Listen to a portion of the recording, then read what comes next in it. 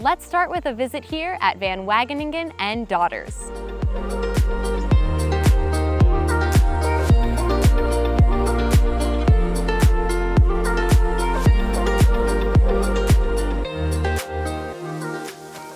So Van Wageningen Daughters, 1, 2, 3. Yes. Why did you decide to name your farms this? So a lot of places will do and sons. Right. I don't have a son, obviously. So we had this one first right here, and we had the name, we didn't have an official business, but we had the name DVW, which was Doug Van Wageningen, and then Farms. When she was in mommy's belly, I was like, and we knew we were having another daughter, I'm like, why don't I name it Van Wageningen and Daughters? And I literally looked up to see if there was any other companies with and daughters. I think I literally only found like 2. Wow. At least in my Google search. Sure. So I'm like, oh, let me do in Daughters. Like, people would love that. It would be like so unique. Yes. So I did in Daughters, and I might have jinxed myself because then we had a third daughter. That little cutie. Yeah. What's your job on the farm, Raylan? To sell flowers. To sell flowers. Nice. And what are your favorite kinds of flowers? Snapdragon. Oh, well, perfect. I'm glad we're at the Snapdragons then. Fitting a lot in a little space. Yeah. So we also consider ourselves like permaculture. Okay. So permaculture is the art and science of working with nature.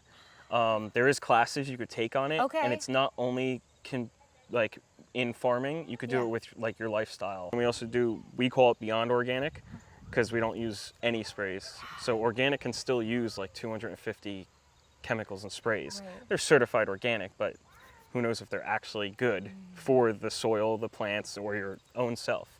We don't use any of that, so we call it beyond organic. How did you come to decide you wanted to do this and learn all about it? So it all started with a little tiny plot, which was probably like right here. Yes. I'm thinking probably 12 years ago when I started just putting some, I don't even know where I got the seeds, but it was me, my brother, and a buddy of mine, and we just put some seeds in the ground, and we got green beans was the first thing we grew. Great. And my buddy just, I liked them, I ate them, but my buddy loved them. He's like, dude, these are the best green beans I've ever had in my life. We started with that, and then the next year we grew a little bit more of other stuff, and we just ate whatever we grew. And then when I turned 21, Kara came into the picture, and we started this area here that has the wooden fence posts. Sure. So this whole back area here was where we originally started because it was the sunniest spot. Yes, I can tell Here. even in the morning here. So the first year we didn't even do anything to the ground. And we covered it with black plastic. Okay. And then just put holes in the black plastic Yep. and planted in that. And we had a pretty good harvest that year, and we started a little cardboard table stand. Is it time to tickle daddy? Is it a tickle break? Tickle break! You're silly, right? There's a lot of pesticides that animals can eat, and then it goes right through them, and they don't digest it or break it down, and then it comes out in their manure. Sure. So if that manure gets mixed in the compost, or if people spray their lawns with stuff, and then that gets mixed, some of those pesticides don't break down. So we are starting our own compost area and doing all the composting on our own. We do have chickens, so we feed them all organic or non-GMO feed, and we know kind of where that comes from, at least a good reputable company. So we've been using their manure mixed with wood chips and then creating our own compost, and we've been using that to spread everywhere instead of buying it from any other place. We try not growing anything that's not edible. Wonderful. In any aspect. Some of the trees we have don't produce fruit, but they produce nectar or pollen for the bees. Okay. So they're edible for them. Yes. And then we eat their honey. So there's a lot that we can even do in our own yards without, tons of fancy resources. Yeah. It's really getting Actually, to the so a crux lot of it. people think that it's illegal to collect water in Jersey. It's Okay. not. You can collect rainwater in New Jersey, and then you can use the rainwater to water your plants as well.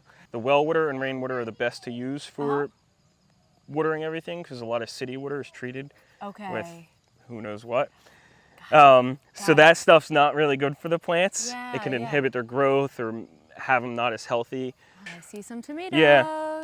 Has some tomatoes, Yep. which I do not like tomatoes, No, but really? I love to grow tomatoes, and I love the smell of tomato plants.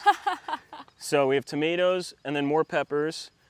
The next row is snapdragons and Oh. lavender that kind of got taken over by some tomatoes. Okay. Then there's eggplant and zucchini and a pumpkin plant. This one we tried to trestle up, but it got so heavy with fruit that Wow. just- Yeah, the whole and thing. you can grow a tomato plant like this in a 5-gallon bucket. Yes. That's probably okay. the smallest size vessel that you should grow a tomato plant in, is a 5-gallon bucket.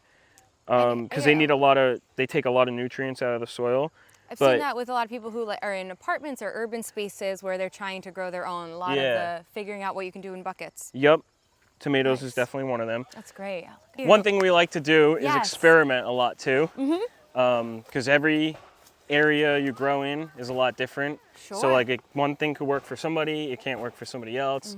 Underneath this is probably about 6 to 8 giant logs, like Okay. massive from a tree that was over there, and a bunch of brush, leaves, grass clippings, some compost soil put on top of that, and then wood chips.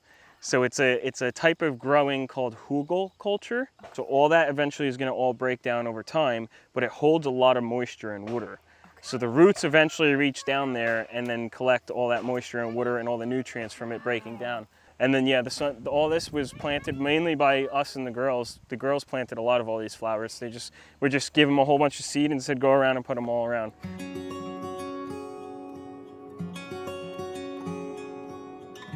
Four years ago, we started with a beekeeper who came and put bees here and helped us and taught us. Okay. And then 2 years after that, we were like, you know what, we're gonna do this on our own, and we're gonna go off and take the course. We took a course with Landy, I think her name is, Goose Rock Farms in Montville, and she's a master beekeeper. Very nice lady, awesome course that she gives, very informative.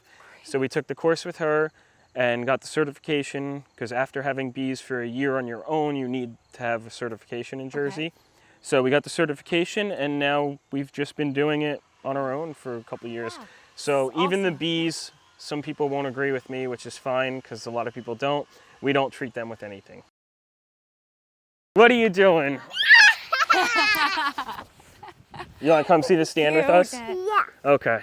And then we have That's a little nice. self-serve stand, Oh, yes. and we try to Oh. keep it stocked at least 3 to 4 days of the week. Nice. So we got some garlic on there, some honey, These eggplants, They're so perfect. squash, and tomatoes. Nice. How can people continue the conversation with you or reach out? Just look up Wageningen Daughters Farms or Facebook, Instagram. Yes. We have all that. Excellent. So, yeah. This was great. Thanks for letting Yeah, us visit no today, problem. Doug, and thanks for letting us chat with your beautiful family. Thank you. Thanks for what you're doing. You're welcome. Thank you.